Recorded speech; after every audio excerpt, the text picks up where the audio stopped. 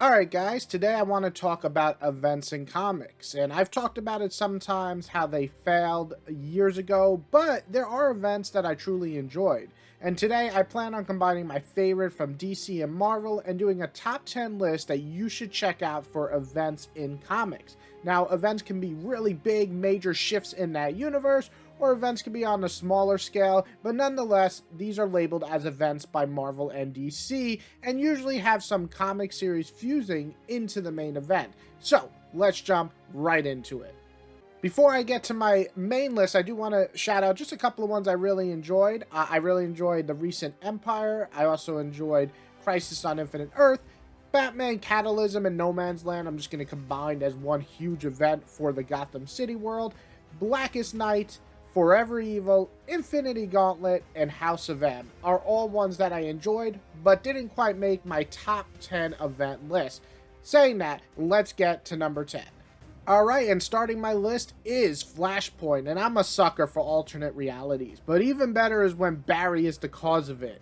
Just kidding, I like Barry, he's cool. I just like Wally 10 times more. Either way, Barry decides he wants to go back in time to save his mother from her death. And in doing so, this changes everything. It creates a Flashpoint universe where Bruce is dead and his father becomes Batman and his mother becomes the Joker. Aquaman and Wonder Woman are at each other's throats trying to kind of take over each other's land. Superman is kidnapped by the government when he's a baby, and a lot more things are changed in this alternate reality thanks to Barry going back and fucking everything up as usual. It's not my favorite event, but the erratic pacing, the unsureness of the whole thing, if we can fix it, and some really great moments make it worth reading, and it did create the New 52, which, let's be honest, everybody has mixed feelings about anyway. My number 9 is Siege. See, Siege is just a big, bombastic, and really stupid, while also really fun event. I think for this event to truly hit home for you, you have to have been reading Bendis' New Avengers till this event comes up. It's kind of the final bow to his run that was really solid and fun, and this just had a lot of amazing moments for me. One being Sentry just being horrifying, like he's just terrifying this, and he actually beats the shit out of a major hero. I'm not even going to spoil it, but it's one of the most iconic, probably comic panels you might have seen in the last, I don't know, 15 years or so. Also, Thor gets just to, be a badass again. It's been a while. It was just so great to see him. So yeah, this event is really fun. And who doesn't love that Norman Osborn is basically running the shit and is, just doing whatever he wants because he has the power, and everybody for some reason's like, yeah, you're a good guy. Kind of sounds like a recent president we had. But anyway, it truly is a fun event, and it brings up some great moments. Very much worth reading if you want something big, bombastic, and slightly dumb.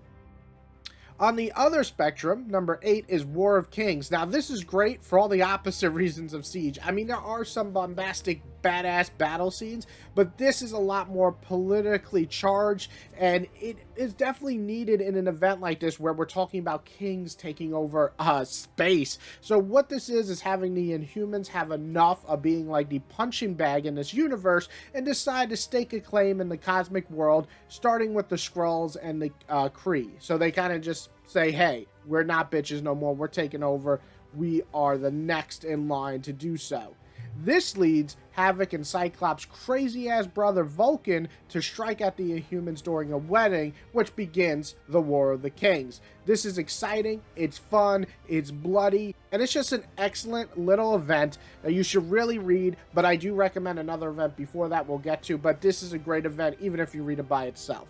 Alright, and number 7 is King in Black. King in Black is the accumulation of Donny Cates' Venom run.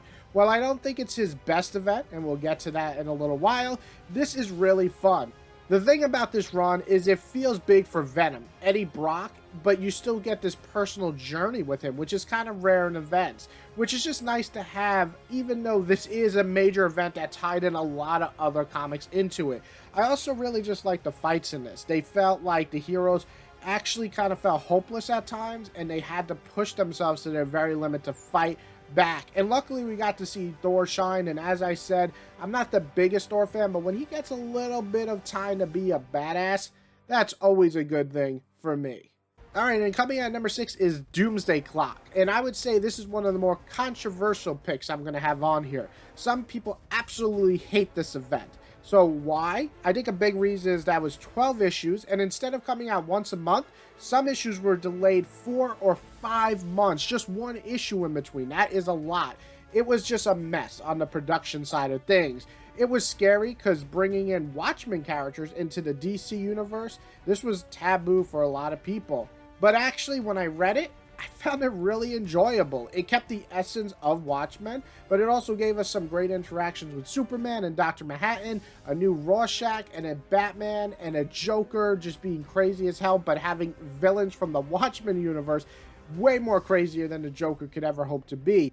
All of that mixed together really worked for me. The art is beautiful, some of the best I've ever seen, and really mimics the art of Watchmen very well. And overall, I really was just surprised how much I enjoyed this in the end. It's not for everybody. If you want to keep Watchmen out of the DC universe, I totally get it. But for me, I really enjoyed this event. I just think the production and how much it was delayed really fucked this up.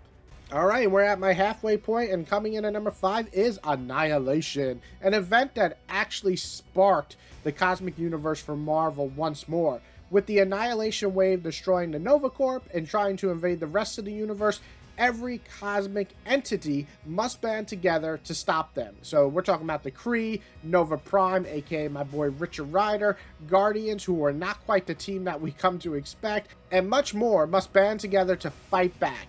It's brutal, it's exciting, the payoff is a blast, and it's easily one of my favorite events, which leads to great events like Conquest and War of the Kings, like I mentioned before. So I very much recommend starting with Annihilation, going to Conquest, and then War of the Kings, then Realm of the Kings, and so on. But yeah, this is a great event by itself. You could just jump on here, and I recommend trying to get the Omnibus or the Complete Collection because a lot of the side stories add to the overall main story and really make it just one of the most fun and brutal events on my list. All right, number 4 is Infinite Crisis. And say what you want about Jeff Johns' personal life or choices, but he really made some bangers back in the mid-2000s. Infinite Crisis is everything I ever wanted when I'm reading kind of like an Infinite or any type of crisis in the DC universe. Listen, I like Crisis on Infinite Earth, but it has definitely aged. Let's be honest. I just read it 2 years ago. It has aged. And for me, Infinite Crisis is just a bigger and better and more engaging event with more personal stakes, for me anyway. On top of that, I really just kind of like this bloody and more mature look into the superhero world and how they're kind of commentary on that and saying that Superboy Prime is the ultimate fanboy in terms of you're ruining my comic type thing. I like that type of stuff. I think it worked really well and it really hit for me. And plus, I like Superboy Prime. He's a psychopath, but he's also a great villain that actually gets shit done. He actually murders people. He's actually a threat, and all of that really equal to a great villain. So yeah, I really enjoyed Infinite Crisis. It's not for everybody, but I also think it's one of the best because not only is the main event good, but a lot of the side stuff that's happening at the same time is also really good. All the ones that tie into this. So I really enjoy this event a lot. All right, and we're at number 3, which is Secret Wars, starting out of my top 3. And this is the final event before the all-new, all-different line at Marvel. So Hickman brings in multiple series he's been working on, like Fantastic Four and Avengers, and this is his grand finale, Secret Wars. This is when the different universes are all colliding and on the verge of destroying everything, and Hickman easily just puts all these major characters in one spot, supercharged, and like this is just one of the most thrilling events, but at the center is really a Doctor Doom and Reed Richards storyline to end all storylines. Secret Wars is still great if you just read it by itself. I think it's great. The art's fantastic. There's some excellent moments. But if you've read New Avengers and Fantastic Four, this accumulation to make this event is one of the best ever. My only negative is I feel like if this was 2 more issues, this would have been the perfect event, but it does feel like it's rushed a little at parts. However, it's still very much worth reading. It's a gorgeous book. Fucking beautiful, and the storyline is great for the finale of what Hickman was telling in 2015. All right, we're kicking off number 2 with Identity Crisis, and if I was controversial picking Doomsday Clock, I can feel some viewers looking at me right now like I'm gonna I'm gonna kill this guy. I'm clicking out of this video. But hear me out. I really, really enjoy this event, and I'll tell you why. It's a murder mystery when you get down to it, and murder mysteries are always compelling to me. Even more so when characters I know and like are part of that. On top of that, I think the art is really great, and the pacing and the shocking revelations that actually affected the entire DC line give weight to this event. And they give us some really fucked up situations and losses that can be felt throughout the entire universe. And I really think that's the reason it sold so well and connected to so many readers and new readers, even though it went very dark and didn't work for everyone. Hate it or love it though, you can't deny what it did. And for me, I personally love the entire thing and the event, and I even bought the Absolute for this book because I liked it that much. But like I said, it's not for everyone, but I really suggest trying it out. And if you either love it or hate it, I feel like that's the only two with this one. Check it out and decide for yourself. All right, and we're finishing off my list with my favorite and most fun event, Absolute Carnage. And really the reason this is so high is because it is the most fun I've ever had with an event. I read it multiple times. I bought the omnibus. It's really just pure chaotic fun. It's like this horror angle in the Marvel universe from the start, and seeing Brock and Peter team up, Captain America fighting Carnage with Wolverine, Hulk becoming Venomized, I mean, Miles getting taken over. I mean, just so much happens in this small event. And it is a small event because if you just read the main event, it's like 5 issues. But if you read all the side stuff, which is actually also pretty good as well, and all the spin-offs and one-shots, it really adds up to making it just pure chaos and pure fun.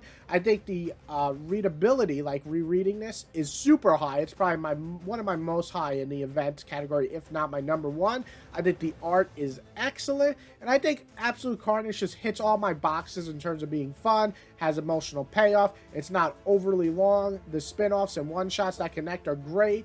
It is really, to me, one of the best events, if not my favorite. Well, obviously, it's my favorite. It's my number one. So, yeah, I absolutely recommend Absolute Carnage. It's also the middle ground for Donny Cates' Venom, and I think it adds to King in Black. I think it's better than King in Black in terms of funness, but it is the middle ground and definitely worth reading.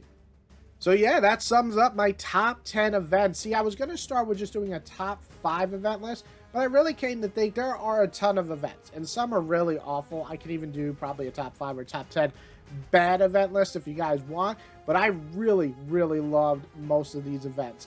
If I didn't love them, I at least liked them enough to remember a lot of major points. Even my honorable mentions, I all enjoyed the ones I mentioned. So there's obviously a lot of events that I would recommend checking out. Also, with events, you don't always have to read all the spin-offs, so remember that. You can just kind of read the main series, guys. We don't have to read all the 500 other issues that really don't add much to it. Anyway, I hope you guys enjoyed this. I really wanted to make this list because someone suggested it, one of my new Patreons. Thank you so much, Craig, for checking out my stuff and joining my Patreon.